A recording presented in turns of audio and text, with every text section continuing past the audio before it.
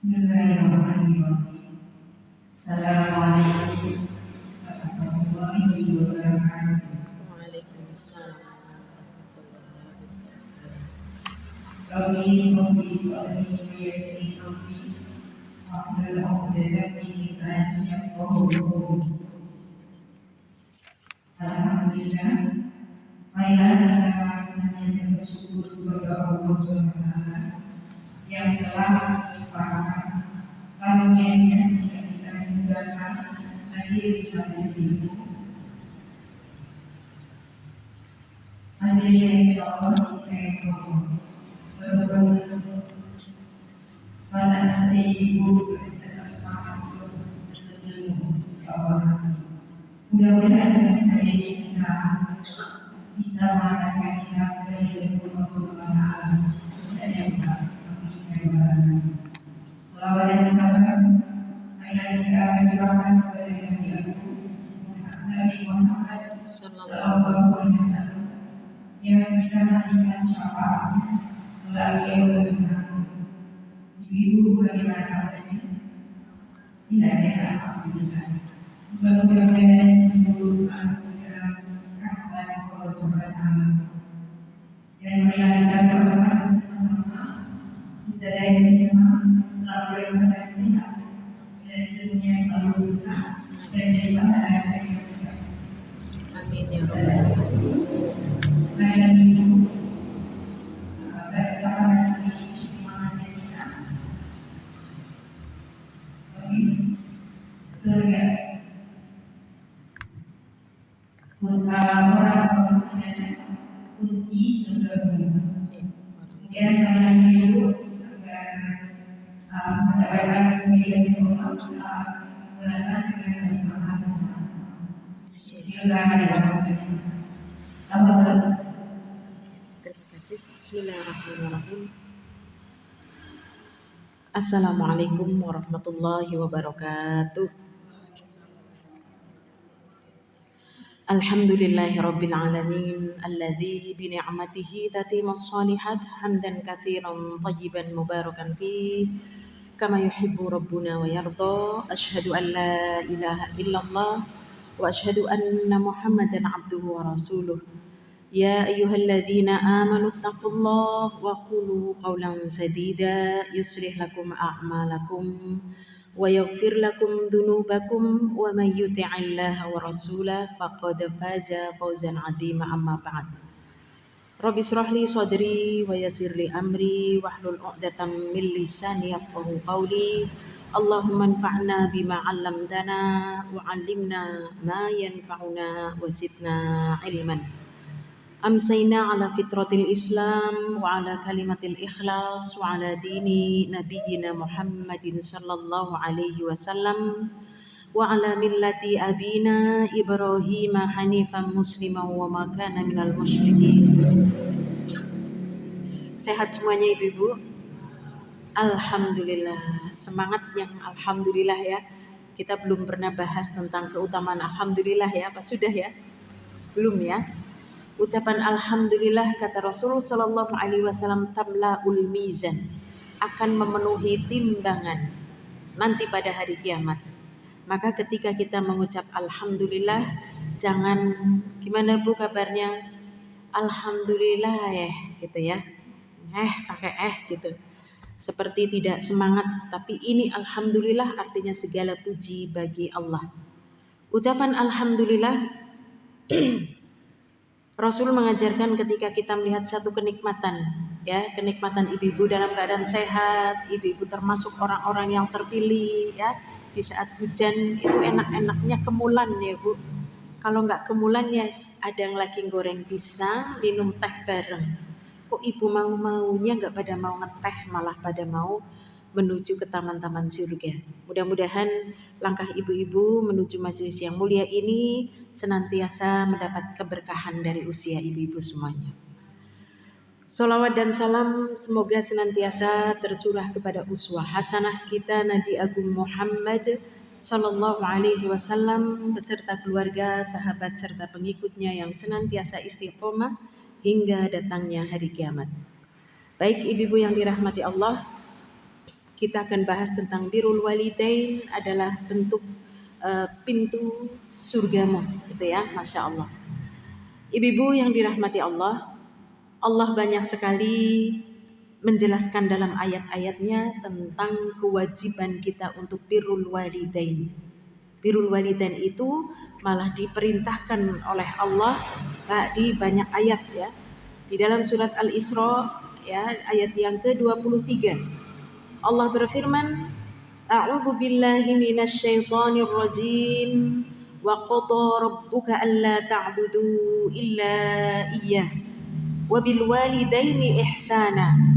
Imma yablughanna 'indakal kibara ahaduhuma aw kilahuma fala taqul lahumā uffin wa la tanharhumā wa qul lahumā qawlan karīmā wakhfid lahumā janāha dhulli minar rahmah wa qur rabbirhamhumā kamā rabbayani shaghīra. Dan Rabbmu telah memerintahkan supaya kamu jangan menyembah kecuali hanya kepada Allah. Dan hendaklah kamu berbuat baik kepada ibu bapakmu dengan sebaik-baiknya. Jikalau salah seorang di antara keduanya atau dua-duanya sampai berusia lanjut dalam pemeliharaanmu, ya, maka sekali-kali janganlah kamu mengatakan kepada keduanya perkataan gitu ya. Dan janganlah kamu membentak mereka dan ucapkanlah kepada mereka perkataan yang mulia. Wakhfid lahuma janaha dhulli minar rahmah, dan hendaklah engkau merendahkan dirimu terhadap mereka berdua. Kemudian engkau berdoa, Rabbi firli Rabbirhamhuma kama rabbayani shaghira, atau Rabbi firli wali walidayya warhamhuma kama rabbayani shaghira. Ibu-ibu yang dirahmati Allah, kita akan merasakan tentang pentingnya birrul walidain setelah kita jadi orang tua. Di saat kita menjadi anak-anak, untuk birrul walidain itu berat, ya. Apalagi di zaman sekarang ini, Bu. Kita bisa melihat anak-anak yang dimana mereka itu notabene belajar dari HP, ya, bergaul dengan teman-teman, maka dia sudah tidak lagi mendengar kata-kata orang tuanya. Sehingga setiap kali perbuatan salahnya kalau ditegur, dia akan membela dirinya, ya, mencari kebenaran yaitu dengan akalnya, kemauannya. Sehingga dengan mudah dia akan mengatakan, lah ibuku jadul, ibuku nggak tahu apa-apa, ibu itu orang kuna, sekarang zamannya modern.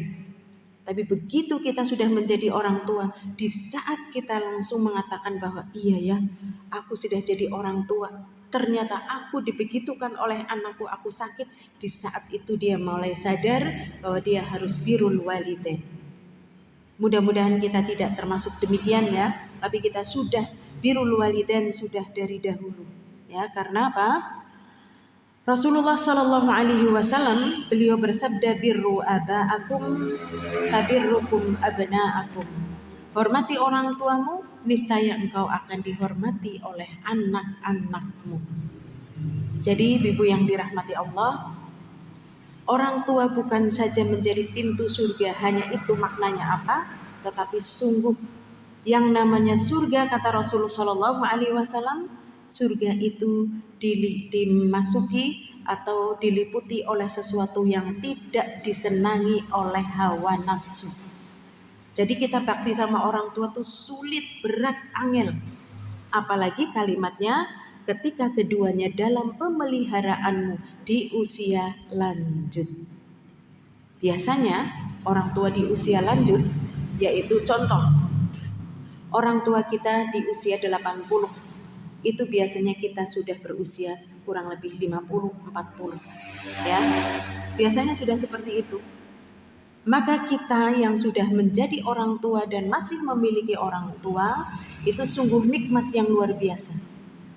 Tapi disitulah ibu-ibu yang dirahmati Allah, ujian paling berat untuk kita berbakti kepada orang tua. Karena orang tua itu sudah begini daurnya, ya.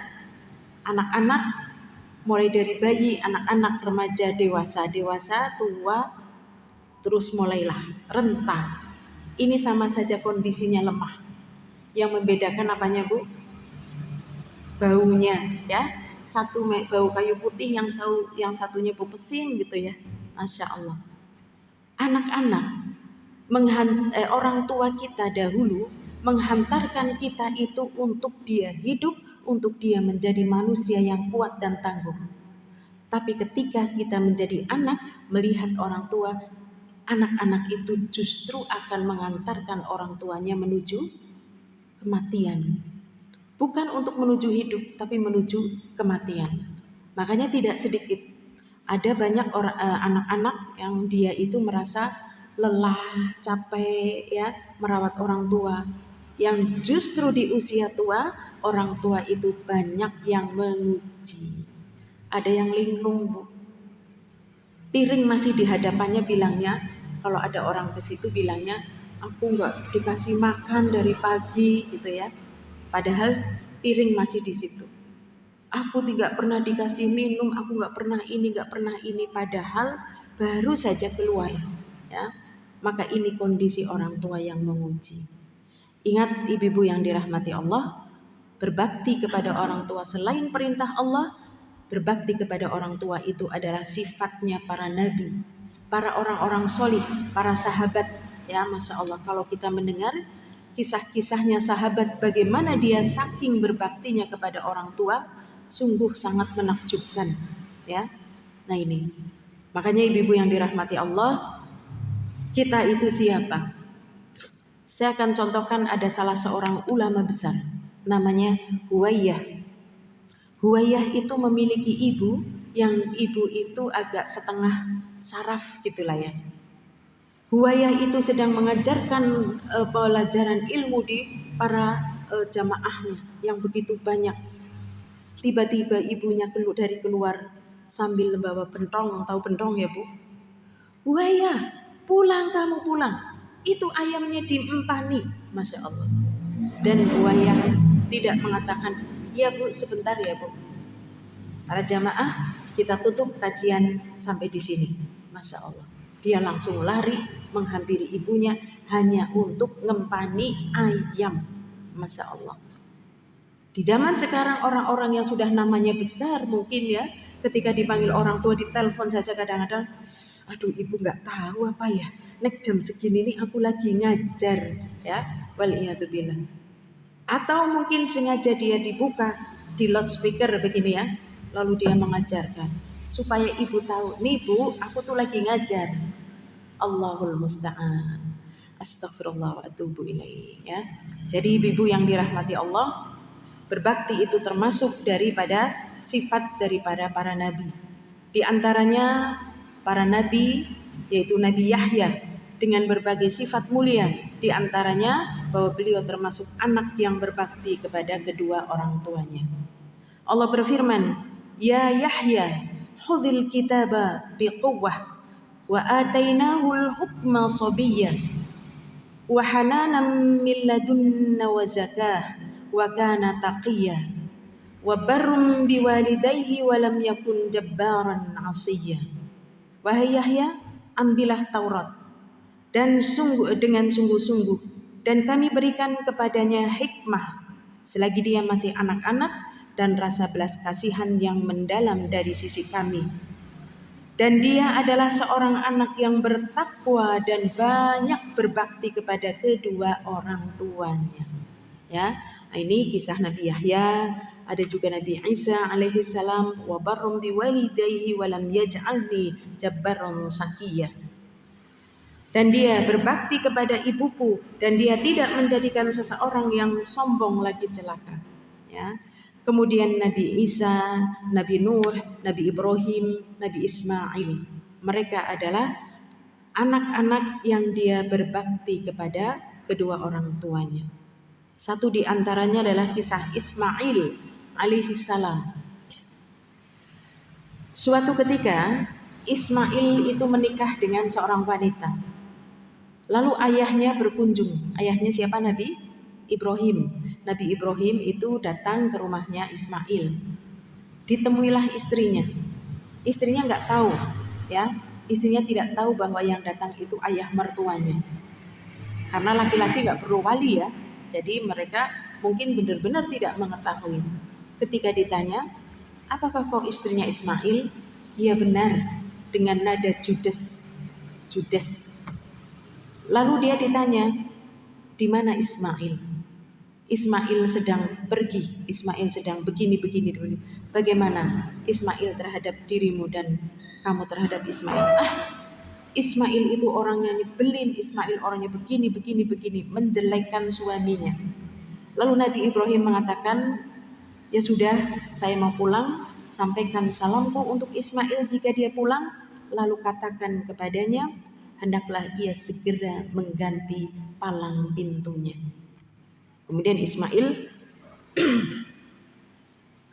pulang dari safar, begitu pulang dari safar, diceritain, tadi ada orang tua kesini katanya. Siapa? Nggak tahu. Aku nggak mempersilahkan masuk. Terus dia ngapain? Dia berpesan. Pesan apa? Dia berpesan suruh engkau mengganti ondakan atau palang pintunya. Lalu Ismail mengatakan, dia adalah ayahku Ibrahim. Tahu pesannya? Pesannya adalah agar aku menceraikanmu. Masya Allah. Lalu diceraikan istrinya. Lalu Ismail menikah lagi. Beberapa bulan kemudian Nabi Ibrahim mendatangi rumah Ismail. Ternyata istrinya sudah ganti. Ketika ditanya bagaimana Ismail, oh dia suamiku yang baik, ya, dia senantiasa sabar, dia bertanggung jawab, saya ridho begini bla bla bla bla bla. Silahkan masuk Pak, masuk. Ayo silahkan minum, ya. Lalu saya mau pamit, tolong sampaikan kepada Ismail salamku untuknya dan bilang agar dipertahankan palang pintunya, ya. Kemudian setelah pulang beberapa hari Ismail pulang, lalu dilapori tadi bahwa kemarin ada seorang kakek datang ke sini, dia itu memberi pesan salam untukmu dan dia menyampaikan pesan agar engkau mempertahankan palang pintunya. Ini menunjukkan Ismail itu adalah birrul walidain kepada orang tua. Untuk ceraikan ya ceraikan, ya, untuk dipertahankan ya dipertahankan. Tapi dia seorang nabi. Kalau orang-orang zaman sekarang tidak, Bu. Saya ada beberapa menjumpai seorang ibu yang dia itu memerintahkan anak laki-lakinya menceraikan istrinya. Karena apa? Karena anak laki-lakiku sekarang perhatiannya enggak pada diriku. Nah ini kan karena nafsu ya Bu. Maka apakah hal seperti ini harus dituruti? Lihat dahulu, apakah perintah ibu berdasarkan syariat atau berdasarkan hawa nafsu? Ya, yang pada sekarang itu banyak kenyataannya hanya karena cemburunya anak laki-laki itu sudah perhatian kepada istrinya. Jadi ibu-ibu yang dirahmati Allah, itu diantara bakti para nabi-nabi dan rasul, ya, sebelum Nabi Muhammad SAW, demikian juga para sahabat. Ya, diantaranya adalah Abu Hurairah, ya. Abu Hurairah itu Bu, Masya Allah, dia rumahnya di sini. Menjumpai Nabi itu di sebelah sana. Tapi setiap kali beliau akan ke sana, beliau ke sana dulu ke rumah ibunya yang jauh. Begitu dia langsung ke rumah orang tuanya ke sana, dia itu hanya sekedar memberi salam kepada ibunya. Wahai Ummah, ya Ummah, Assalamualaikum warahmatullahi wabarakatuh. Ya Ummah, ya.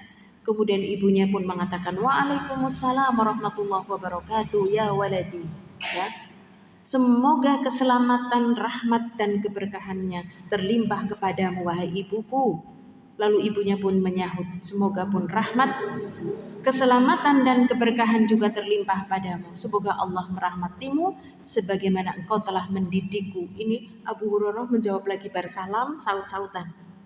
Semoga Allah merahmatimu sebagaimana engkau telah mendidikku tatkala aku masih kecil.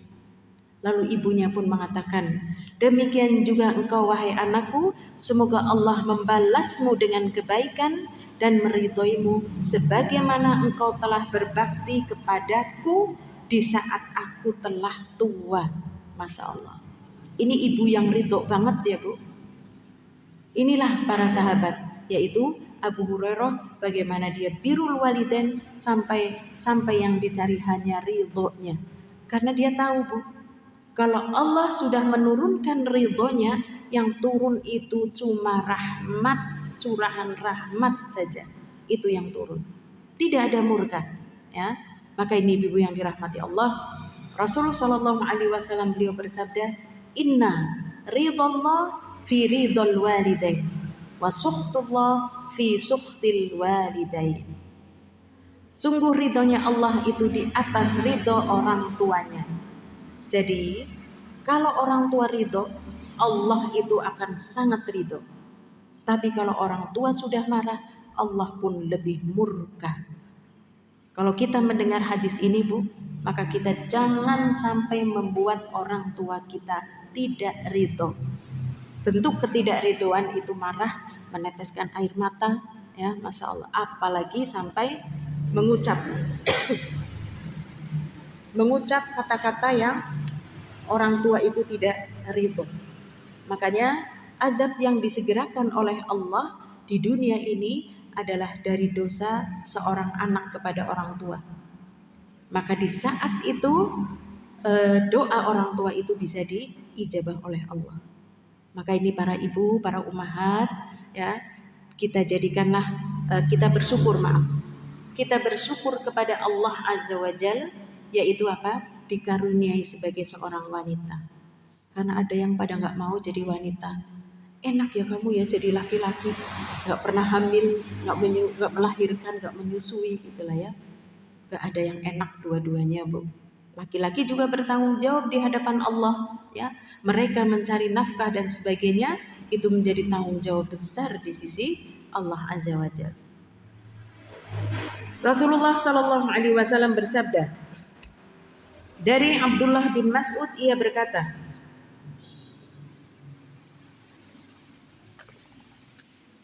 Sa'altu Rasulullah sallallahu alaihi wasallam, ayyul amali ahabbu ila Allah?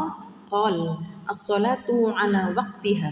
Thumma ayyu ya Rasulullah? Qal birrul walidain. Thumma ayyu ya Rasulullah? Thumma al-jihadu fi sabilillah. Aku pernah bertanya kepada Rasulullah sallallahu alaihi wasallam, perbuatan apakah yang paling dicintai oleh Allah? Lalu beliau mengatakan, yang pertama adalah sholat pada waktunya. Kemudian apalagi? Kemudian birrul walidain. Terus apalagi? Kemudian jihad fi sabilillah. Ibu-ibu yang dirahmati Allah, jihad kita tahu bahwa ini adalah amalan paling besar ya Bu. Sampai-sampai para wanita, Aisyah waktu itu tuh bilang, ya Rasulullah, aku kepingin jihad kayak laki-laki itu menenteng senjata. Biar aku pun mendapatkan pahala besar seperti mereka. Bisa jadi masuk surga tanpa adab, tanpa hisab, ya, Masya Allah. Tetapi Rasul Shallallahu Alaihi Wasallam mengatakan jihadnya wanita nggak nenteng senjata. Jihadnya wanita itu kalau dia melaksanakan haji maupun umroh, tapi laksanakanlah dengan mabrur. Itu jihadnya wanita terbesar. Ya, Masya Allah. Nah ini Rasul Shallallahu Alaihi Wasallam mengatakan jihad itu posisinya ketiga. Yang pertama adalah sholat pada waktunya, yang kedua birrul walidain, dan yang ketiga jihad fisabilillah. Berarti birrul walidain itu kedudukannya lebih tinggi daripada jihad. Suatu ketika ja'a rajulun ila Rasulillah, datang laki-laki kepada Rasulullah. Faqol, kemudian dia berkata, ji'tu ubayyuka al-hijratu. Aku datang ke sini ya Rasulullah untuk berbaiat kepadamu, untuk aku ikut berjihad, aku ikut berhijrah.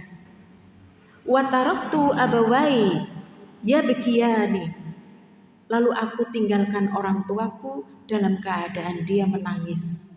Maka Rasul Shallallahu Alaihi Wasallam beliau menjawab, faqol irji' ilaihima, pulang kamu kepada keduanya, fa'adhikhuma kama abkaitahuma, kembali kamu kepada orang tuamu, buat dia tersenyum sebagaimana telah kamu buat tadi dia menangis. Ini orang mau jihad, mau ikut hijrah bersama Nabi, tetapi Nabi melarangnya untuk dia balik sana. Kamu pergi berjihad malah kamu ninggalin orang tua dalam keadaan dia bersedih. Pulang, buat dia bahagia sebagaimana tadi kamu telah berbuat sedih. Maka ibu-ibu yang dirahmati Allah, di sini menunjukkan bahwasanya birrul walidain itu adalah amalan yang paling agung. Dan Rasul pernah ditanya, ya Rasulullah, man ahaqqun nasi bihusni sahabi? Ya Rasulullah, siapakah orang yang paling berhak saya perlakukan dengan baik? Maka dia menjawab, ummuki, ibumu. Qala thumma man? Qal ummuka. Thumma man? Qal ummuka. Thumma man? Qal abuka. Siapa? Ibumu, ibumu, ibumu, baru ayahmu. Berarti kita para wanita memiliki kedudukan 3 tingkat di atas suami. Mengingat perjuangannya, Bu. Hamil tidak bisa oleh laki-laki, melahirkan tidak bisa oleh laki-laki, dan menyusui tidak bisa oleh laki-laki. Maka wanita unggul 3 tingkat ya daripada laki-laki karena tadi perjuangannya, taruhannya nyawa. Makanya Bu, ada seorang yang dia itu sedang tawaf, Bu. Begitu dia tawaf, tiba-tiba ada seorang datang kepada Ibnu Umar. Ibnu Umar bertanya, kau selalu menggendong ibumu? Benar, wahai Ibnu Umar. Dia melepas gendongannya, Bu. Sininya sudah ngapal. Ngapal dan berdarah. Lalu orang ini mengatakan, wahai Ibnu Umar, apakah aku sudah membalas kebaikan ibuku terhadap diriku? Kebaikanku terhadap ibuku tadi dengan aku menggendong ibuku kemana-mana? Maka Ibnu Umar mengatakan, belum. Engkau belum sama sekali membalas kebaikan ibumu walaupun 1 erangan ketika ibumu mau melahirkan. Erangan itu apa, Bu? Mengejan gitu ya. Kita kan kalau waktu melahirkan mules-mules gitu ya, blenet gitu ya. Nah ini 1 kali, padahal kita mulesnya berkali-kali, mengejannya berkali-kali, tetapi apa yang dilakukan oleh anak tersebut terhadap orang tuanya yang dia menggendong kemana-mana, dia hanya menurunkan ketika dia tidur, sholat dan buang hajat. Selebihnya digendong. Dia itu lagi tawaf, Bu. Tawaf kan muter-muter ya, Bu. Habis itu sa'i. Tetapi dikatakan engkau belum sama sekali membalas kebaikan ibumu walaupun hanya 1 kali erangan ibumu ketika ibumu melahirkan. Maka ibu-ibu yang dirahmati Allah, tentang berbakti kepada orang tua tadi ya, menunjukkan bahwa itu adalah amalan yang sangat agung, dosa yang sangat besar jika sampai ia menyakiti kedua orang tuanya. Apa hak kedua orang tua?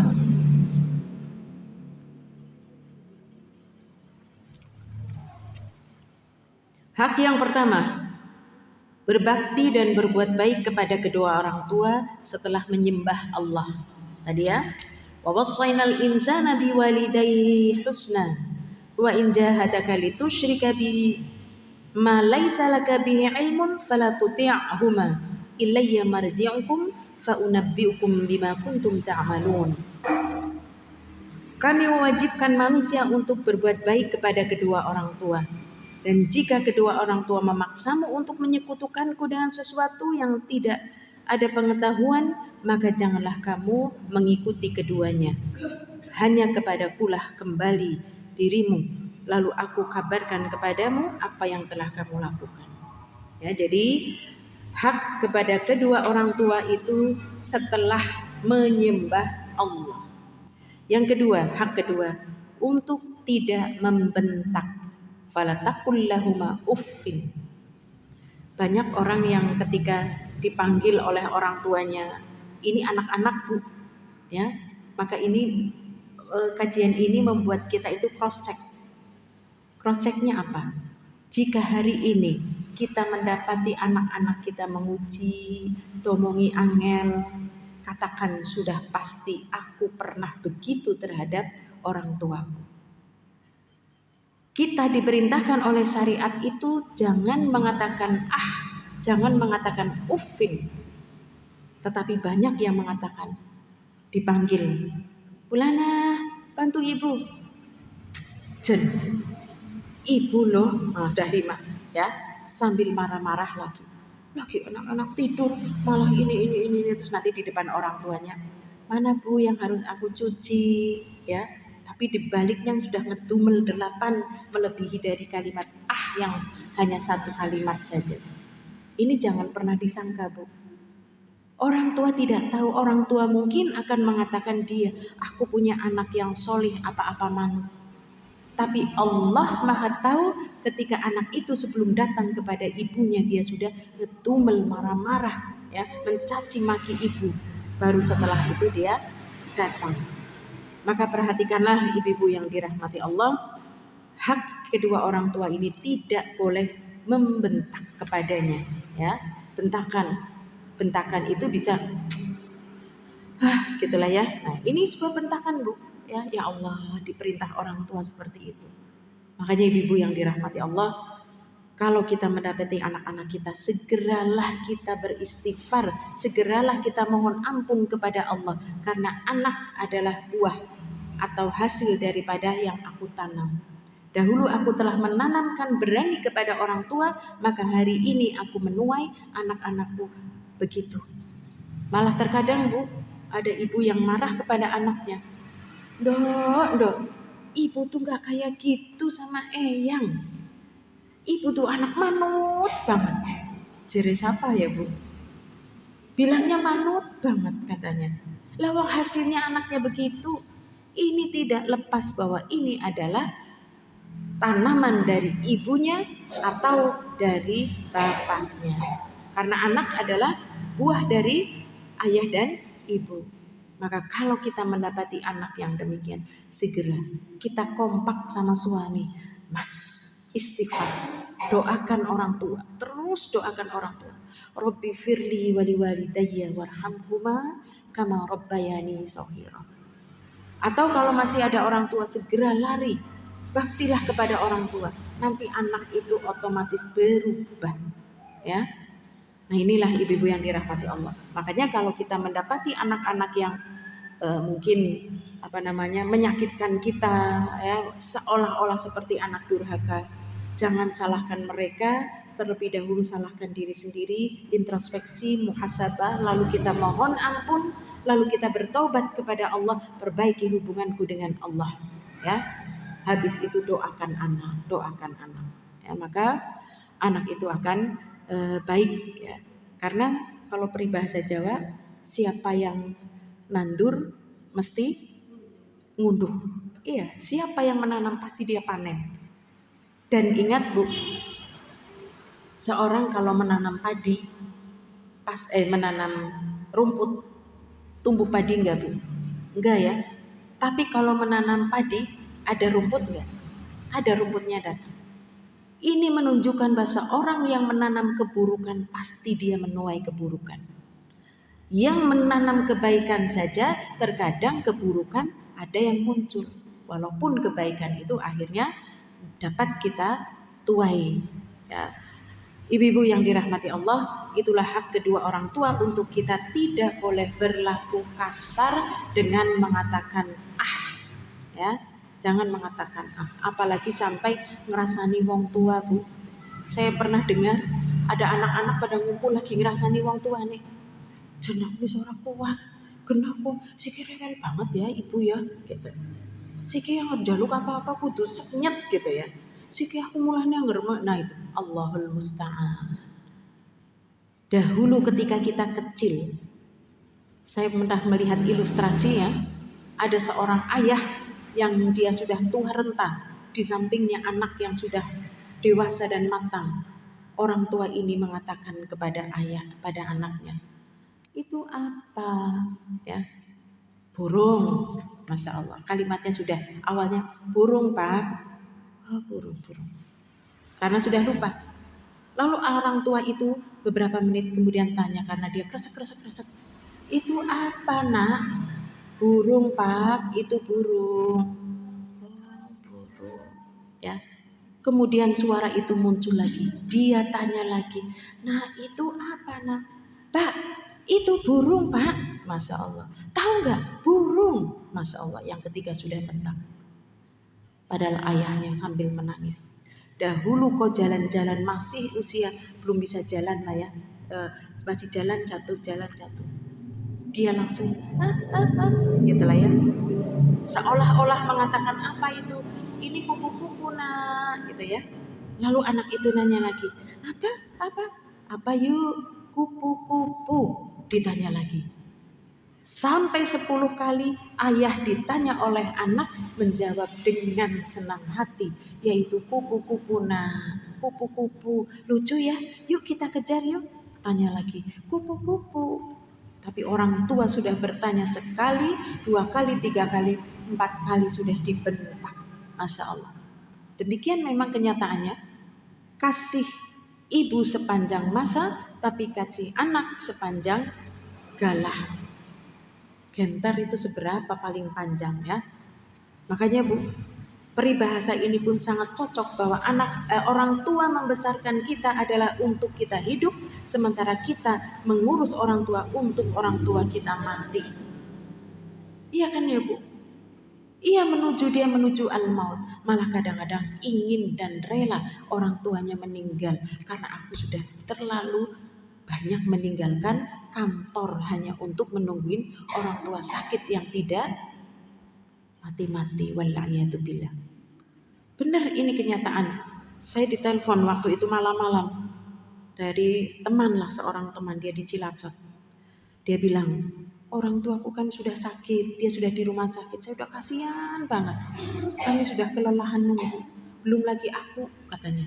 Dia harus bolak-balik Cilacap, katanya, Purwokerto, aku harus meninggalkan suami, aku harus ini. Ini kok ada orang datang ke saya. Dia bilang begini, Bu, aku bisa menyembuhkan dia, katanya. Kalau memang dia mau hidup, ya hidup. Kalau mau mati, ya mati, katanya. Lah itu teman saya bilang, boleh apa tidak sih begitu? Allahul musta'an. Jangan pernah dikira ini adalah ungkapan dari anak yang durhaka. Dia kan seolah-olah sudah ridho ayahnya meninggal ya. Walaupun pada kenyataannya ayahnya itu yang membuat dia jadi bolak-balik meninggalkan pekerjaan, dia harus bolak-balik Cilacap. Ya Allah ya Rabb. Orang tua yang sedang sakit dengan menambahnya hari tidak meninggal, berarti jatah untuk menggugurkan dosa lebih banyak lagi. Sehingga menghadap Allah lebih ringan. Iya apa enggak? Nambah hari dosanya semakin berguguran, nambah pekan dosa lagi berguguran. Masya Allah. Demikian juga bagi yang menunggu. Nambah hari, nambah sabar, nambah pahala. Nambah berat memang. Semakin besar berat ujian, pahalanya semakin besar di sisi Allah. Jadi saya hanya mengatakan demikian. Jangan segera istighfar, nanti akan sampai ajalnya. Justru di ujung inilah ya, di mana orang tua itu butuh sekali untuk dihantarkan menjadi husnul khotimah. Ya, sering kamu tungguin di sana baca Quran, ditalqin terus seperti itu. Lah aku wis kesel, katanya ya. Sudah, jawabannya apa? Saya hanya mengatakan jaza min jinsil amal. Balasan sesuai dengan perbuatan. Kau sudah menanam, nanti kau akan menuai persis. Bahkan bisa jadi tadi padi itu tumbuh rumput ya. Bisa jadi kondisinya lebih parah. Karena anak-anakmu nanti hidup di zaman yang lebih berbeda lagi. Jadi mungkin kita menyakiti orang tua, pastikan dia akan disakiti oleh anaknya nanti. Bisa jadi menyakitinya lebih ya, waliyadzubillah. Kemudian hak orang tua yang ketiga adalah memberi nafkah kepada kedua orang tuanya. Mereka bertanya kepadamu Muhammad tentang apa yang mereka nafkahkan. Maka jawablah, Allah di dalam surat Al-Baqarah 215 berfirman, Yas'alunaka madza yunfiqun qul ma anfaqtum min khairin falil walidaini wal aqrabina wal yatama wal masakin wabnis sabil wa ma taf'alu min khairin fa innallaha bihi alim. Mereka bertanya kepadamu Muhammad tentang apa yang mereka nafkahkan. Maka jawablah, apa saja harta yang kamu nafkahkan hendaklah diberikan kepada bapak ibumu. Itu nomor satu, Bu. Orang tua mendapatkan nafkah dari anak-anaknya, ya. Maka pertama adalah kedua orang tua. Maka ini termasuk dalil tentang memberi nafkah kepada kedua orang tua, apalagi kalau orang tua itu dalam keadaan fakir, miskin, tidak berpenghasilan tapi tidak mencukupi, maka anaknya itu wajib untuk menafkahi kedua orang tuanya. Saya, Bu, ketika orang tua saya meninggal, beberapa bulan sebelum meninggal, itu ibu itu minta uang katanya, ya. Mungkin sebagian orang, wong sudah lemah, minta uang buat apa? Iya kan ya, Bu? Akhirnya mereka nggak ngasih orang tua uang, padahal mereka itu butuh. Masya Allah, Bu. Saya kasih dompet berisi uang 20 ribuan masih baru lah gitu ya. Itu seneng banget. Nanti kalau cucu-cucunya datang, Bu, itu semua cucu-cucu sudah dikasih tahu sama ibu-ibunya. Kamu kalau dikasih eyang jangan diterima. Kasihan eyang, biar eyang pegang uang. Tapi saya tidak. Kalau kamu dikasih eyang diterima. Tapi aku nggak boleh. Kalau sudah diterima, dikumpulkan itu di kotak. Nanti Bude kembalikan lagi ke dompetnya eyang. Saya bilang gitu. Ternyata ibu itu seneng banget, ya. Cucunya datang, ini dikasih masih baru, ya, senang. Habis itu dikumpulkan, Bude uangnya dikumpulkan, ya sip gitu ya. Nanti ponakan saya kasih sendiri, tapi nggak dari eyang. Nanti begitu eyang sareng, uang itu saya kembalikan. Eyang merasa punya uang.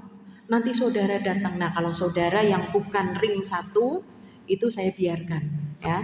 Jadi cucu keponakan pada datang, dikasih. Itu ibu senang banget telah berbagi. Habis itu dia bilang, Ti, ke saya, ibu ditumbasna kayu putih, obat ini, bla bla bla bla. Sampun yang orang kira nggo duwite ibu baik katanya. Dia mengeluarkan dengan senang hati, Bu. Uangnya. Ki nggo kayu putih, ki nggo kathah temen yang mriki kesuwun ya. Kula tumbasaken. Saya bilangnya begitu, Bu. Lalu saya belikan, tapi nggak pakai uang itu. Uang itu kembali lagi saya masukkan ke dompet. Dan ibu itu merasa senang, Bu, ya. Dan ini saya berikan ke orang tua, ya, mertua masih ada. Saya bilang ke suami, "Oke, Mas, Mbok, yang dikasih nafkah." Lah, arep tuku apa gitu. Buat kesenangan dalam keadaan lemah, jiwa sodakoh itu tetap ada, Bu. Ya, Masya Allah. Dan subhanallah, Bu, saking ininya, setelah meninggal 2 tahun, ya, 2 tahun, dompet itu ada di laci, Bu. Saya temukan dompetnya, uangnya masih banyak, Bu. Ini sudah menjadi harta warisan, ya, Bu. Masya Allah. Nah, ini, jadi kita anak-anak itu harus memberikan nafkah kepada kedua orang tua, terutama kepada kedua orang tua yang dia itu fakir, tidak memiliki pendapatan maupun harta, adalah wajib bagi seorang anak. Dan ini, Bu, perhatian kepada kita para istri. Apabila kita masih memiliki mertua, entah ibu mertua, entah bapak mertua, maka kita kepada suami kita yang harus memerintahkan, Bu. Jadilah kita istri yang lain daripada yang lain. Kebanyakan istri itu melihat, awas lu Mas, gak usah ngasih orang tua, ya. Coba lihat, ini kok amplopnya sudah sobek, ini kok limnya sudah nyoplok. Nah ini. Jadilah anak istri yang tadi, ya, bilang, Mas, itu Mbok, ibu dikasih, ya, apa bapak dikasih.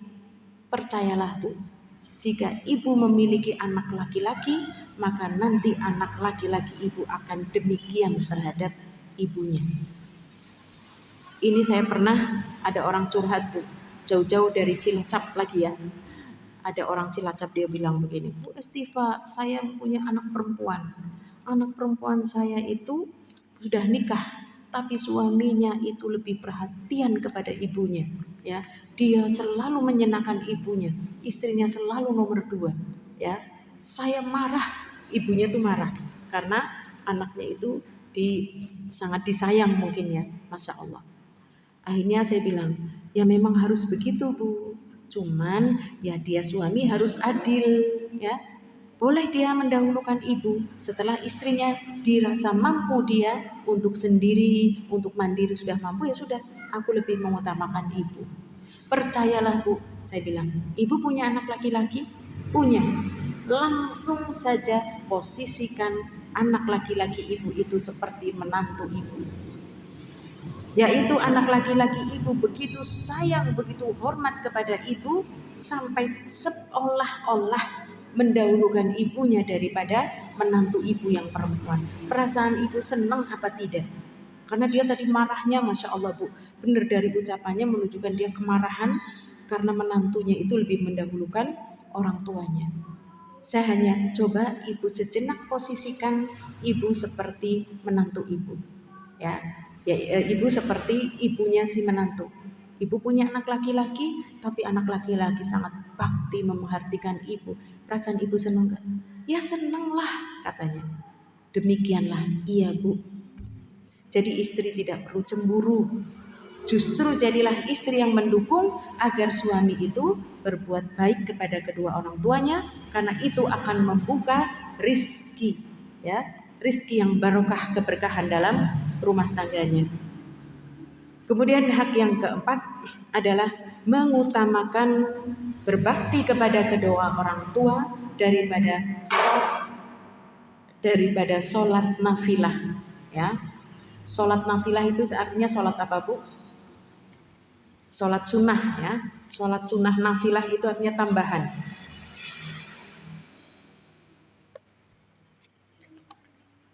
Dalilnya dari Abu Hurairah. Dari Nabi SAW bersabda, lam yatakallam fil mahdi illa thalatha. Tidak pernah ada seorang pun yang berbicara ketika ia masih bayi, yang masih dalam ayunan, kecuali 3 orang. Ya, kecuali 3 orang. Siapa? Yaitu bayinya Isa, kemudian bayinya Jurej, dan bayinya Masitoh. Itu 3 bayi yang masih bayi Bu, dalam naungan, masih dalam gendongan, tapi dia sudah bisa berbicara. Mustahil nggak Bu? Bagi kita mustahil, tapi bagi Allah tidak ada yang mustahil. Tapi ini semua ada kisah-kisahnya. Ini ada seorang kisah, seorang anak yang dia berbakti sekali dengan ibunya. Tetapi tatkala ibunya datang ke rumahnya sambil mengetuk pintu, Jurej, Jurej. Tapi Jurej itu sedang sholat. Dalam sholatnya Jurej itu mengatakan, ya Allah, apakah yang akan saya jawab apakah akan saya jawab panggilan ibu atau aku meneruskan sholat? Lalu dia meneruskan sholatnya. Begitu sholat selesai, buka pintu, ibuku sudah gak ada. Lalu keesokan harinya ibunya datang kembali sambil mengetok pintu, Jurej, Jurej, ini ibumu Jurej. Lagi-lagi Jurej sedang sholat. Lalu Jurej mengatakan, ya Allah, apa aku jawab panggilan ibu atau aku sholat ya? Lawang cuma sholat 2 rakaat, sholat. Selesaikan sholat. Begitu sholat selesai, dibukanya pintu, sudah tidak ada. Hingga 3 kali Bu, ibunya ke rumah ngetok-ngetok pintu sambil Jurej. Tapi sudah yang ketiga kalinya ia tidak dibuka pintunya. Akhirnya ibunya marah sambil melaknat, bersumpah. Ibunya bersumpah apa? Ya Allah, jangan engkau matikan dia sehingga dia melihat wajah pelacur. Ya Allah, ini lisan ibu Bu, kalau sudah marah, sudah gempung, yang keluar itu memang ucapan-ucapan yang tidak layak. Dan ucapan ibu diijabah. Bagaimana diijabah? Kisahnya adalah orang-orang Bani Israel itu lagi menyebut-nyebut tentang tempat ibadahnya Jurej dan Jurej. Jurej itu jan wong yang ibadah terus ora tahu bla bla bla bla bla. Pada saat itu ada seorang pelacur. Lalu dia mengatakan kepada pelacur tersebut, kepada orang-orang, jika kalian menghendaki, aku akan menggodanya untuk kalian. Ya, ini menunjukkan orang-orang ini benci kepada Jurej yang iri gitulah ya, ahli ibadah bisa bangun sendiri dan sebagainya. Tapi pelacur ini mengatakan, jika kau menghendaki, aku mau ya menggoda Juret seperti itu. Lalu perempuan tersebut menawarkan dirinya kepada Juret, menggoda-godalah. Tetapi Juret dia mengabaikan, dia tidak memperdulikan. Lalu pelacur itu dia akhirnya menyerahkan dirinya itu kepada seorang penggembala yang ia berteduh di bawah, berteduh di dekat tempat ibadah Juret. Penggembala itu menggauli hingga wanita pelacur itu dia hamil dan memiliki anak. Tatkala ia melahirkan anak bayi tersebut, maka ia berkata kepada orang-orang, bayi ini adalah keturunan Juret. Pengumuman, hei ini bayinya Juret, yang kalian mengira bahwa dia itu ahli ibadah. Akhirnya apa? Orang-orang sekitar marah, lalu menghancurkan tempat ibadahnya Juret, hingga lalu Juret mengatakan, ada apa ini? Mengapa kalian memperlakukan aku seperti ini? Lalu orang tadi mengatakan, kau sudah menghamili wanita ini kan? Ini bayinya, dia lahir. Sini datangkan mana bayinya. Lalu Juret, izinkan aku sholat dahulu. Yang Juret itu ahli ibadah. Lalu Juret sholat 2 rakaat. Habis itu Juret mencolek perut bayi tersebut dengan mengatakan, wahai bayi, siapa sebenarnya ayahmu? Padahal itu masih bayi merah, baru lahir Bu. Lalu bayi itu mengatakan bahwasanya ayahku itu adalah sang penggembala kambing. Subhanallah, orang-orang sekitar lalu dia langsung terkejut. Berarti benar, ini nggak mungkin bayi ini bohong, ya. Pertama mustahil bayi bisa berbicara, ini pasti karena Allah. Lalu orang-orang pada minta maaf kepada Juret, lalu mencium, memeluk sambil, Juret, aku minta maaf, aku akan bangun kembali rumahmu ini dari emas. Tidak perlu sudah, seperti biasa saja, ya, Masya Allah. Dan ini menunjukkan bahwa mengutamakan sholat nafilah daripada menjawab panggilan ibu yang hukumnya wajib ini tidak boleh. Sholatnya adalah sholat sunnah, hukumnya sunnah. Tapi ibu yang memanggil itu seorang anak wajib. Maka mana yang harus dahulukan ketika sedang sholat? Panggilan ibu, ya, panggilan ibu ketika kita sedang sholat sunnah. Tapi kalau sedang sholat wajib, sholat fardu, nggak boleh. Bahkan sampai ya Bu, kita banyak melihat ya, ketika gempa sudah terus saja melaksanakan sholat. Ketika sedang sholat berjamaah, ada orang meninggal, jangan batalkan sholat. Sholatnya selesaikan sampai selesai, barulah menolong orang tersebut. Ya, jadi Allah itu didahulukan. Kemudian kepada kedua orang tua kita dilarang untuk menzoliminya. Ibu-ibu yang dirahmati Allah, bagaimana cara berbakti kita kepada kedua orang tua kita yang sudah meninggal? Maka beruntunglah ibu-ibu yang masih memiliki orang tua, bersyukur ibu-ibu masih memiliki pintu surga. Apalagi kedua-duanya. Apalagi ibu, kalau ibu masih ada, Masya Allah. Ibu adalah pintu surga yang paling tengah, yang paling besar. Maka jangan sekali-kali menyia-nyiakannya. Dalam sebuah hadis dikatakan tentang orang tua tadi ya, bahwasanya dari Abu Darda, saya pernah mendengar Rasulullah bersabda, orang tua itu adalah pintu surga yang paling baik dan yang paling tinggi. Ya. Jika kamu berkehendak, maka silahkan sia-siakan pintu itu atau jagalah ia. Silahkan. Pintunya mau disia-siakan atau mau dijaga. Artinya silakan. Kalau masih mau orang tua, mau birrul walidain, maka kau menjadi masuk surga. Mau uququl walidain, maka itu jalanmu untuk bisa masuk ke dalam nerakanya Allah. Bagaimana ketika orang tua sudah meninggal? Kadang-kadang kita merasa iya ya, aku sudah jadi orang tua, tetap kadang-kadang kangen dengan orang tua kita ya Bu. Ya, Masya Allah. Nah ini, kalau kita ditinggal orang tua, kita sudah dewasa Bu, sudah punya suami, sudah punya anak. Jadi sedihnya ya hanya beberapa saat lah ya, setelah itu tidak. Tapi yang paling sedih itu anak yang ditinggal masih anak-anak ya, Insya Allah. Bentuk birrul walidain ketika orang tua sudah tiada, yang pertama adalah membayarkan hutang keduanya. Ya, membayarkan hutang keduanya. Jadi ibu-ibu yang dirahmati Allah, kalau kita orang tua punya orang tua yang terbaik,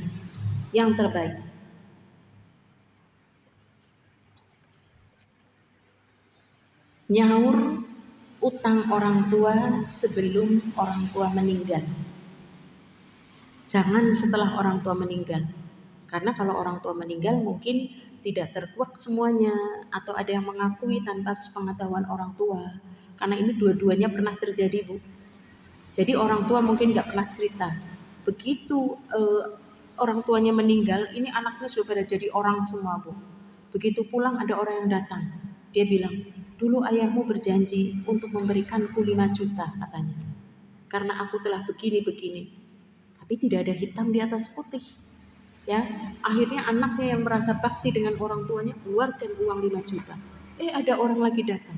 Loh, kok akhirnya pada banyak yang datang? Ya, maka ini juga hati-hati. Maka yang terbaik adalah orang tua kita sebelum sakit, kita obrol-obrolan dengan orang tua kita. Pak, Bu, apakah punya utang? Masya Allah. Ini saya praktekkan, Bu. Ketika orang tua saya mau meninggal dunia, usia 86 tahun, itu lagi baca Quran, tapi wajahnya begini, Bu. Ya. Kemudian bacanya sambil bersandar. Saya melihat ada sesuatu. Ini saya hanya husnudzon saja. Ini mustahil tanpa Allah yang menggerakkan. Tiba-tiba saya bilang, Pak, Bapak sih wonten tanggungan utang napa mboten? Saya bilang gitu, Bu. Akhirnya Bapak tuh bilang, apa kok duit? Saya spontan bilang, gadah yang, ya. Tapi utangnya Bapak akeh. Kula nggih gadah Gusti Allah sing Maha Kaya. Ya, Masya Allah. Saya spontan saja, Bu, begitu. Ya wis ngana cukut akan polpoin sama buku. Coba, Bu, buku bukan kertas. Ya walaupun aslinya kertas. Wis cepet ditulis, itu dalam keadaan lemah, Bu. Nomor 1. Utang kepada si fulan tahun 1970.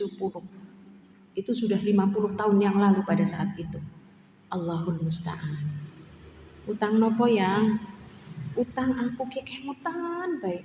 Tuku kabel, kemudian beli lampu sama bayar tukang. Pinten totale 70.000. Masya Allah. Saya ingat itu ada 70-nya 2. Tahun 70 utangnya 70 perak. Kita sekarang nyari 70 perak ketemu apa enggak, Bu? Enggak berharga kan ya, Bu? Apakah kita nyaurlah 100 mesti dewek seneng banget? 100 perak loh, mesti seneng banget. Iya apa enggak? Tidak. Saya browsing di tahun 70 kira-kira emas harganya berapa? Kalau uang 70.000 itu dapat emas berapa? Setengah gram, 1/4 gram, 1 gram atau 1-2 gram? Masya Allah. Ternyata saat itu saya kumpulkan uang 70 perak yang niki kula sampun ngumpulaken 1.100.000. Kados pundi? Ajalah ditambahi. Oh nggih monggo pinten? 2 juta. Oh nggih yang saya kasih 2 juta, saya langsung anter ke Bumiayu, Bu. Ke tempat orangnya, tinggal ahli warisnya. Saya menyampaikan, Bapak dulu pernah hutang. Tapi aku orang bukti, kalau yang menghutangi biasanya tidak ingat. Tapi yang utang itu pasti ingat. Jadi sudah terima saja, ya. Ini Bapak di tahun 70. Bilangnya ya saya bilang 70 lah dening akeh temen. Nggih, Bapak ngercakaken semonten. Masya Allah, Bu.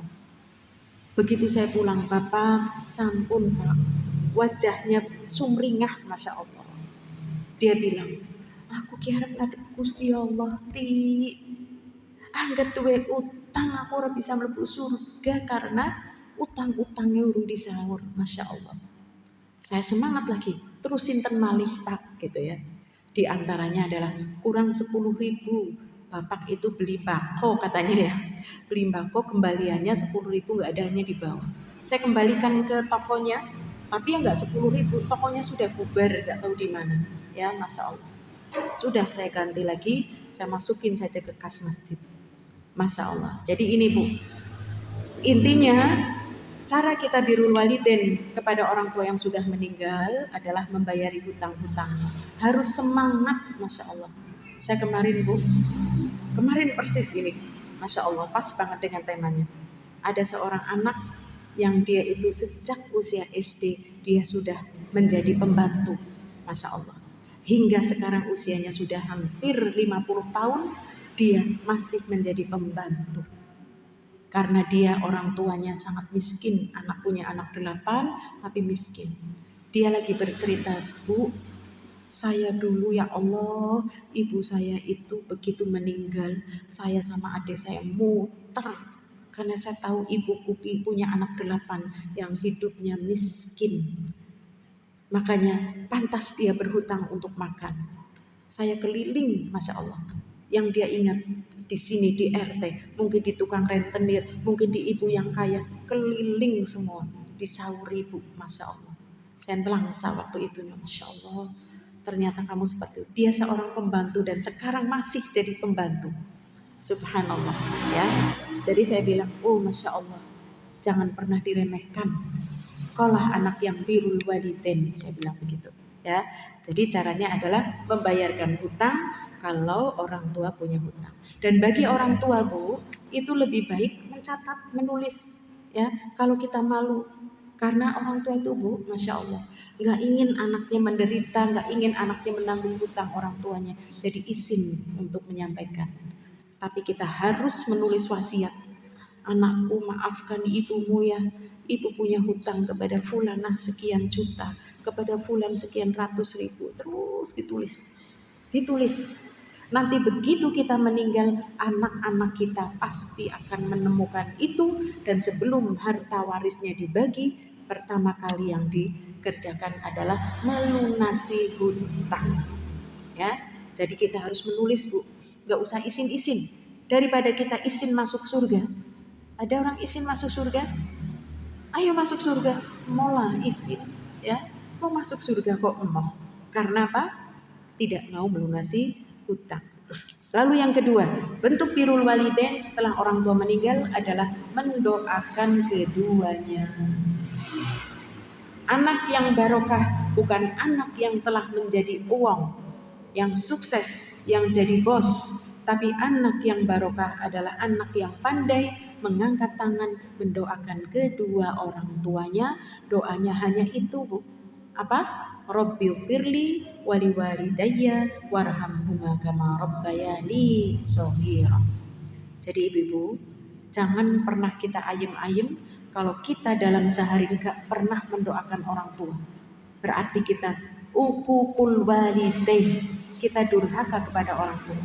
Minimal di dalam sholat setiap sujud ada salah satu sujudnya adalah doa meminta Rabbi firli wali walidayya warhamhuma kama rabbayani shaghira. Tapi kalau kita tidak pernah, jangan kita menganggap sholih, tapi kita dikatakan sebagai anak yang durhaka kepada kedua orang tua. Dikala orang tua sudah meninggal, tapi kita tidak pernah mendoakan. Ya. Kemudian yang berikutnya adalah melaksanakan wasiat. Ya, kalau Bapak Ibu punya wasiat, segera tunaikan wasiatnya. Pesannya apa? Ya, pesannya adalah gitu ya, atau Mbak, nanti kalau tanah itu yang berapa hektar laku, aku tahu bernadar gitulah ya, untuk mengumrohkan atau menghajikan itu loh adiknya ibu yang nggak mampu misalkan, lalu meninggal, Bu. Setelah meninggal beberapa tahun tanahnya laku, maka harus ditunaikan sebagai bentuk birrul walidain, maka laksanakan wasiat keduanya. Kemudian yang berikutnya, bersedekah atas nama keduanya. Bersedekah, ya, saya bersedekah atas nama ibuku, ya. Atau dia tidak perlu meniatkan untuk orang tua. Semua apa yang dilakukan kebaikan oleh anak-anak, maka orang tua otomatis ia mendapatkan. Otomatis, ya. Kita senang tholabul ilmi, Bu. Pahalanya sampai orang tua. Ya Allah, anakku soleh-solehah, dia datang rajin ke tempat untuk menuntut ilmu. Alhamdulillah, aku saben dina derajatnya naik di hadapan Allah dengan sebab apa? Istighfar anaknya. Karena ada seorang hamba dia mengatakan, "Ya Rob, kenapa aku setiap hari kok naik, derajatku naik, derajatku naik?" Apa yang dikatakan? Allah mengatakan, "Istighfari waladuka laka." Ini dengan sebab istighfar anakku yang dia senantiasa mengucapkan. Ya, jadi setiap hari kita jangan pernah bosan, jangan pernah berhenti untuk kita mengucap doa kepada kedua orang tua. Yang berikutnya mengqadha puasa. Ya, kalau kedua orang tuanya meninggal, masih ada hutang puasa, masih sehat loh, ya, maka kita yang nyauri puasanya. Tapi kalau sudah fidyah ya sudah tidak perlu. Demikian juga berhaji, ya, berhaji nadar maka bisa dibadalkan hajinya.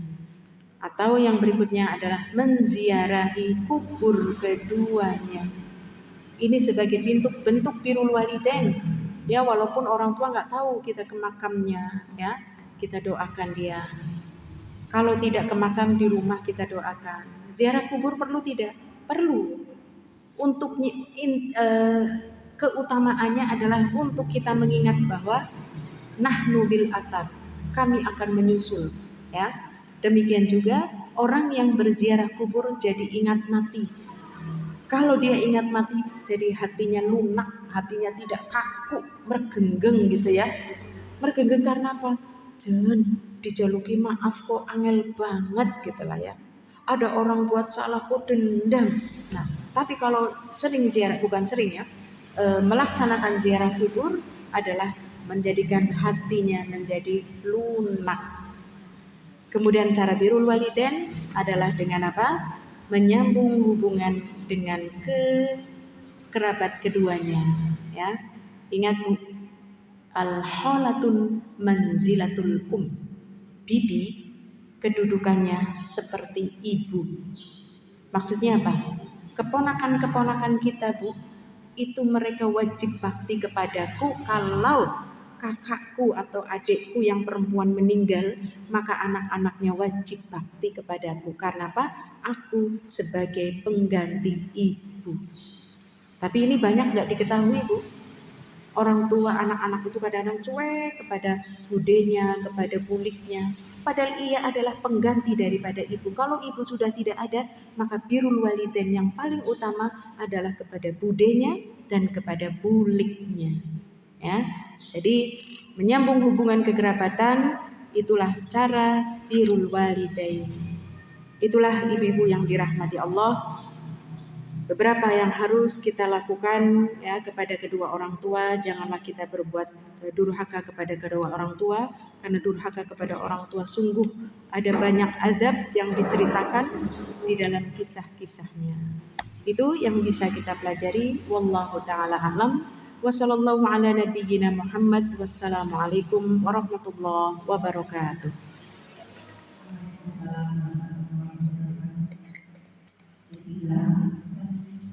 Semoga kita bisa menjadikan putar dan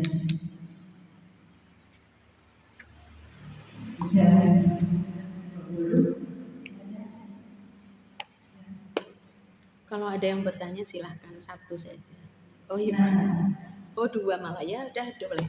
Ibu dahulu monggo.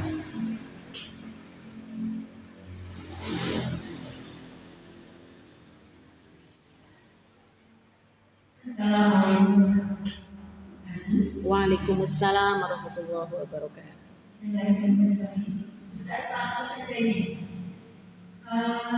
Bagaimana caranya mengingatkan anak yang sudah dewasa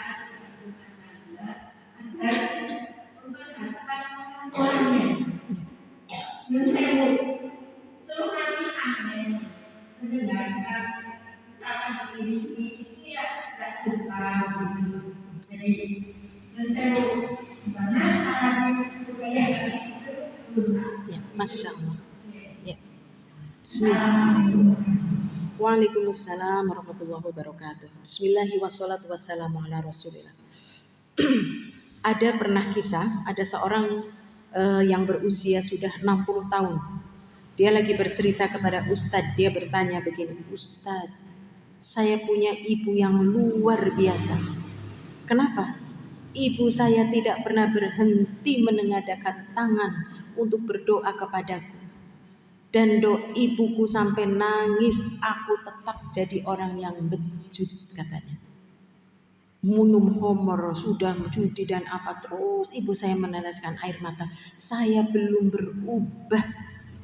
Sampai ibu saya meninggal, ibu saya belum melihat aku baik. Dan subhanallah, begitu ibu meninggal, hidayah menyapaku dan menamparku. Dan sekarang aku menjadi orang yang tadi bertaubat kepada Allah, semangat untuk belajar, terus dia menyesali. Dan aku tidak pernah berhenti mendoakan kedua orang tuanya. Masya Allah. Ini menunjukkan apa? Doa ibu terhadap anak itu doa yang tidak pernah tertolak. Allah akan mengabulkan, mengijabah doa tepat waktu, ya, tepat waktu. Mungkin kita belum bisa melihat, tapi husnudzon kepada Allah seperti orang tadi. Ternyata dia adalah anak yang tidak pernah berhenti berdoa kepada orang tuanya dan menyesal. Jadi terus berdoa, ya. Kalau sekarang masih hidup, ibu yang masih hidup misalkan menasehati anak, terus nasehati. Tapi nasihat agar masuk itu jangan terlalu sering, jangan pakai tanda pentung dengan kaulan karimah. Pertama berdoa. Setelah berdoa, Allah tuh mengatakan begini, idza asobatkum musibah fabima kasabat aidikum.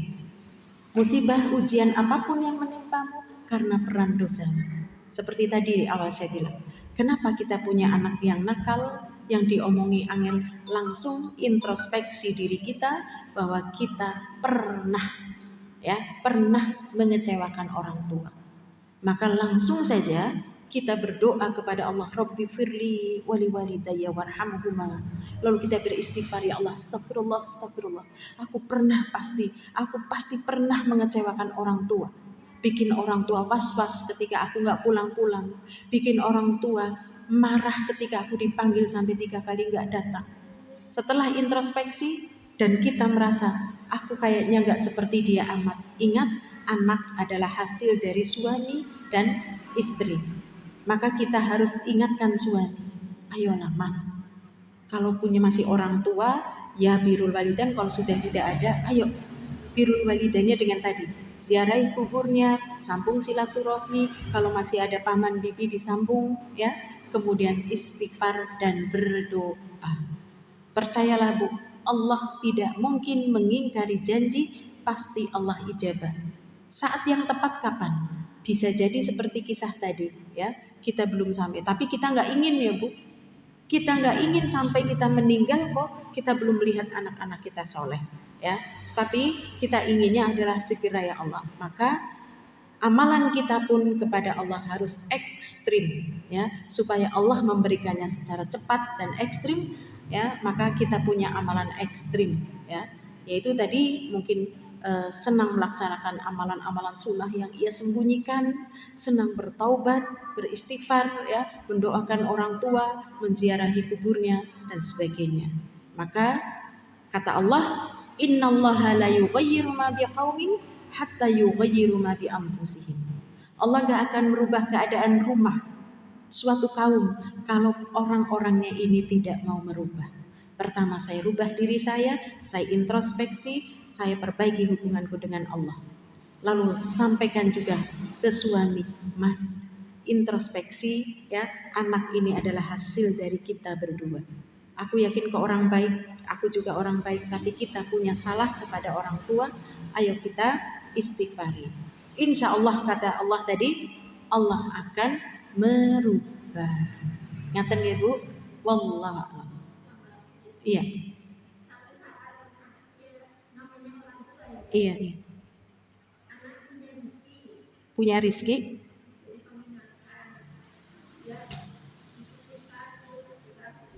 Iya. Oh, masya Allah. Iya.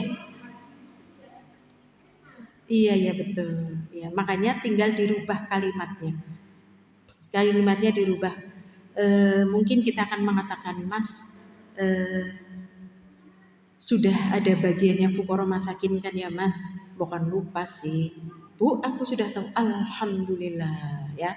Sehingga kita tidak menyikapi dengan tadi. Karena orang tua itu Masya Allah, ini para anak. Orang tua itu sudah, kalau sudah sepuh itu sensitif. Seperti tadi ya Bu, jawaban pakai tanda pentung saja membuat orang tua itu hatinya Masya Allah. Makanya Bu, ketika Rasulullah mengatakan ridallah fi ridul walidain, ridhonya Allah di atas ridhonya ibu. Begitu ibu ada rasa sakit, Allah murka, Bu. Dan ketika Allah murka, yang pertama adalah Allah mengerem rizkinya. Allah timpakan musibah, Allah berikan ujian. Dan kita orang tua, ketika melihat orang tua rizkinya, melihat anak kita rizkinya sempit, diberi musibah, kita nggak ridho kan ya. Maka caranya buka.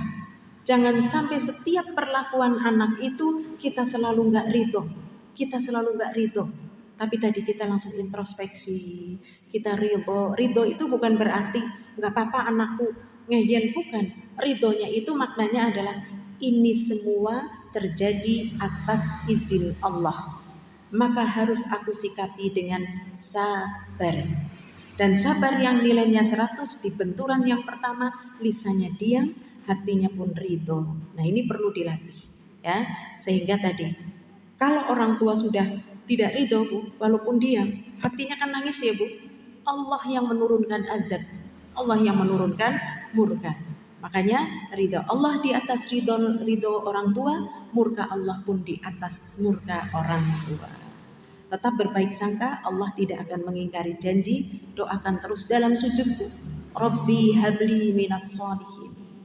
Tidak tahun ini ya tahun depan, tidak tahun depan yang mungkin 5 tahun lagi, tidak 5 tahun lagi yang mungkin 10 tahun lagi. Kita terkejut melihat orang anak-anak kita, Masya Allah birrul walidainnya. Tetap berhusnudzon dan berharap ya Bu. Wallahu a'lam. Monggo Ibu.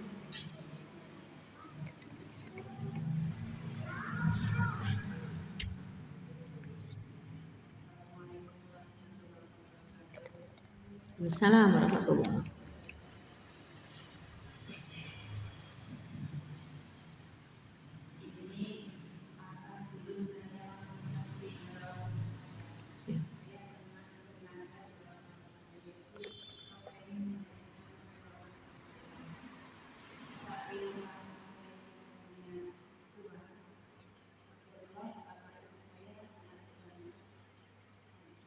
Yang sudah punya uang ya dengan iya.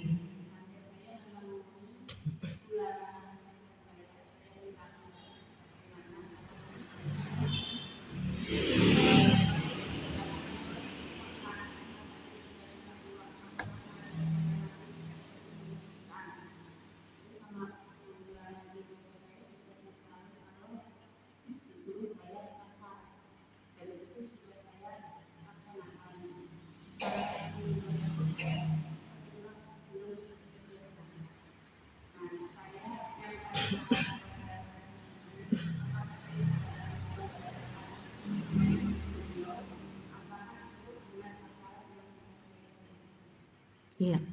Yes. Waalaikumsalam warahmatullahi wabarakatuh. Ini kalau yang dimaksud di sini tentang bentuk birrul walidain adalah menghajikan orang tua itu ada yang kalau orang tua selagi masih hidup dia pernah aku pingin kaji, aku jangan naik tanah itu aku kaji gitu lah ya. Sampai meninggal tanahnya belum laku. Maka ketika tanahnya laku hajikan orang tua. Atau kita bisa membadalkan orang tua karena jenengan sudah berjanji misalkan ingin menghajikan, ya hajikan. Ya namanya membadalkan haji. Tapi syarat membadalkan haji adalah harus orang yang sudah pernah haji. Jadi contohnya ibu mau menghajikan ibunya ya. Ibu haji dahulu. Tahun depan daftar lagi ya. Nanti jenengan berangkat haji tetapi dengan niat membadalkan untuk ibu. Nah, seperti itu. Atau boleh juga ada orang yang badal haji, misalkan kalau yang sekarang itu bayarnya cuma berapa ya, 10 juta atau berapa, badal umroh juga seperti itu ya. Yang melakukan itu biasanya mutawif, para mahasiswa yang mereka sedang libur, mereka mencari maisah dengan cara siapa yang mau badal gitu ya. Maka dia melaksanakan umroh, melaksanakan tawaf sa'i tahallul semuanya atas nama orang yang sudah meninggal. Tetapi yang paling tepat membadalkan itu adalah anggota keluarganya, anak-anaknya. Itu yang paling tepat. Sehingga dalam melaksanakan membadalkan haji atau umrohnya itu dia lebih senang karena saya itu sedang mengumrohkan ibu saya sedang mengumrohkan bapak saya, seperti itu ya. Jadi silakan, boleh ibu mau membadalkan, tapi ibu kalau yang membadalkan harus orang yang sudah pernah melaksanakan haji atau umroh ya. Aku ingin umrohkan ibu, yang melaksanakan harus orang yang sudah pernah umroh ya. Tidak boleh berangkat pertama kok hanya untuk membadalkan, gak boleh. Berangkat pertama untuk dirinya sendiri, berangkat yang kedua ini sudah sunnah, maka ini boleh untuk membadalkan kedua orang tua. Kalau ibu sudah benar-benar azam, kuat, aku ingin membadalkan haji kedua orang tuaku, Allah kayakan Bu, Allah kayakan. Bisa jadi bukan reguler tapi furoda. Masya Allah. Furoda itu yang apa? Daftar sekarang, berangkat sekarang ya. Maka bukan mustahil. Begitu ya Bu. Wallahu a'lam.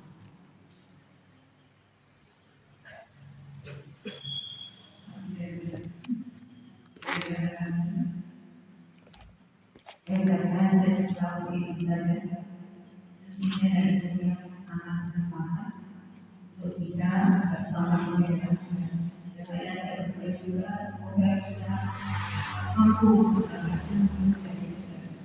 Anggota apa yang kita bacaan dan Alhamdulillahirobbilalamin. juga apabila